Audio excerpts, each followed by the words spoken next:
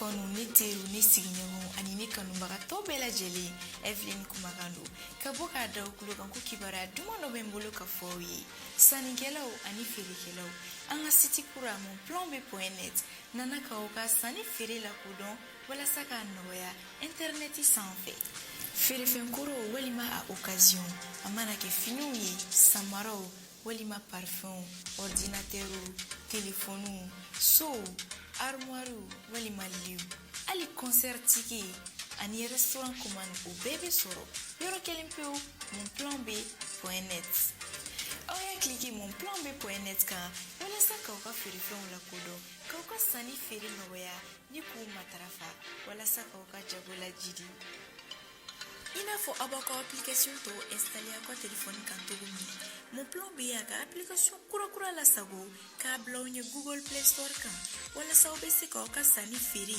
ani aw ka dɔgɔkun tɔnɔ kɔlɔsi lakana ani hakilisigi kɔnɔ.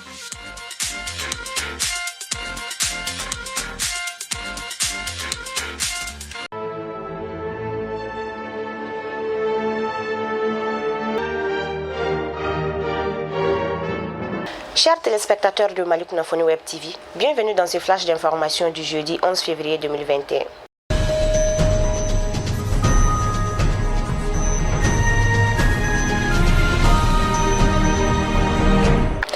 Depuis sa prise de fonction, le Premier ministre de la Transition, M. Mokhtar Ouane, a rencontré hier, mercredi 10 février, la classe politique.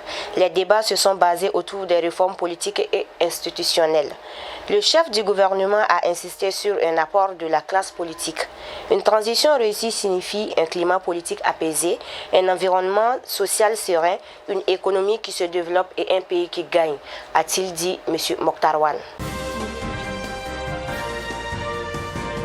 C'est ce jeudi 11 février que le comité de suivi de l'accord d'Alger doit pour la première fois depuis 2015 se réunir à Kidal. La coalition des mouvements de l'Azawad et les autres groupes signataires de l'accord de l'Alger vont se réunir autour d'un comité de suivi de l'accord d'Alger afin de définir les contours de normalisation de la crise avant le sommet du G5 Sahel en N'Djamena la semaine prochaine.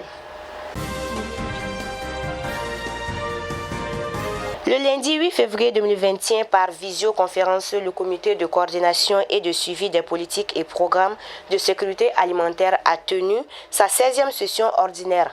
Les participants se sont penchés la question de la sécurité alimentaire. Selon le ministre, le commissaire Ag Mohamed Ali, les résultats du cadre harmonisé ont donné pour la période de soudure 957 751 personnes en insécurité alimentaire, dont 33 848 en phase d'urgence et 923 903 personnes en crise alimentaire.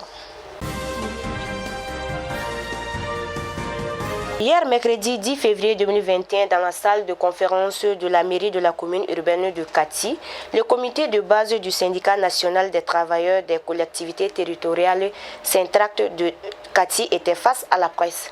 Les travailleurs de la commune urbaine de Kati réunis autour de leur secrétaire général du comité syndical de Kati, M. Cheikh Oumar Bari, ont passé en peigne fin les difficultés auxquelles ils sont confrontés depuis 4 ans déjà.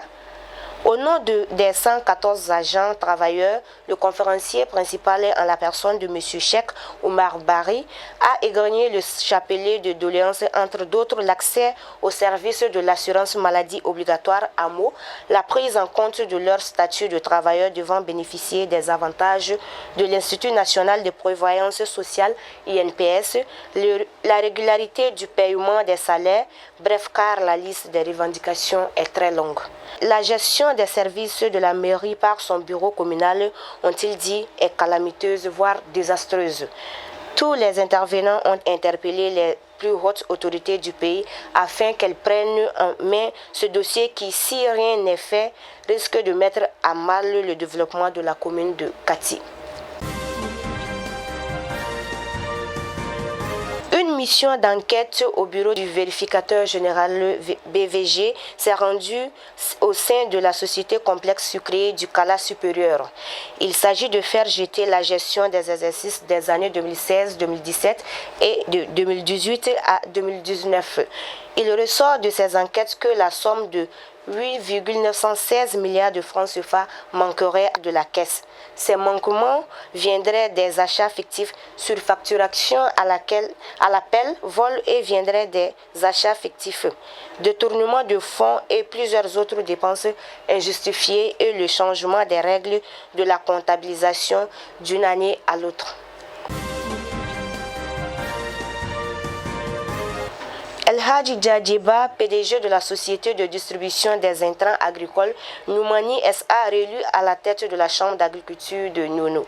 En effet, la semaine dernière, l'Assemblée générale élective de la Chambre locale de l'agriculture du cercle de Nono a reconduit El Hadji Djadjeba pour un mandat de 5 ans.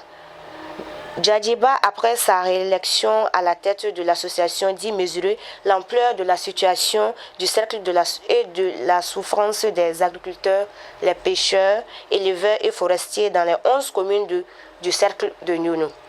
Dans sa première déclaration, le président El Hadji Djadjeba promet de s'engager et d'être le relais auprès des plus hautes autorités dans le cadre de l'amélioration des conditions de vie de l'ensemble des populations du cercle de Nono.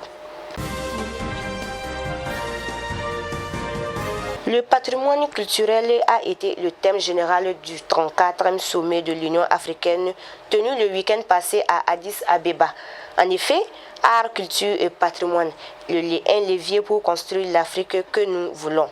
Dans un communiqué, l'Union africaine propose de mettre le patrimoine culturel au centre des discussions dans la plupart des événements organisés par l'Union africaine pour les 12 mois prochains. Hier, mercredi 10 février 2021, dans le centre du Mali, vers 7 h, près de Kéréna, dans les environs de Douanzan, une base temporaire de la MINUSMA a été attaquée au mortier et à l'arme automatique. Dans un communiqué, le porte-parole Olivier Salgado de la mission de l'ONU, MINUSMA, a indiqué qu'une vingtaine de casques bleus ont été blessés. Le chef de la MINUSMA, Mahamad Saleh Anadif, a fermement condamné cette attaque jugée de lâche contre les soldats de la paix. Il s'est assuré de ce que toutes les mesures seront prises pour que les blessés reçoivent les soins appropriés. Le représentant spécial du secrétaire général de l'ONU en Afrique de l'Ouest et du Sahel, Ibn Chambas, vient de boucler une mission au Bénin. Il a rencontré la société civile, la commission électorale, la Cour constitutionnelle, toute la classe politique, la communauté internationale et le chef de l'État, Patrice Talon. Face à la tension entre la majorité au pouvoir et l'opposition de la diplomatie onusienne, Ibn Chambas a préconisé le dialogue. Nous constatons à 60 jours des élections des divergences entre les acteurs politiques sur les modalités de participation. Afin d'assurer une élection apaisée, pacifique, crédible et inclusive, j'invite toutes les parties prenantes de privilégier les concertations, avait-il dit. À Abidjan, un collectif de riverains de la commune de Marcory dénonce l'opération de création d'une bande de sable le long de la berge de la lagune Ébrié.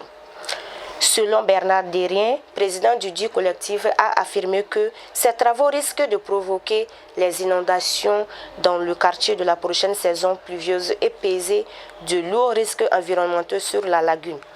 Aucune enquête de Komodo et Incomodo ni un moindre contact avec les riverains n'avait eu lieu pour avertir de quelques travaux que ce soit, a-t-il dit. Le gouvernement ivoirien, par l'entremise du ministère des Affaires maritimes en charge des lagunes, a ordonné l'arrêt des travaux.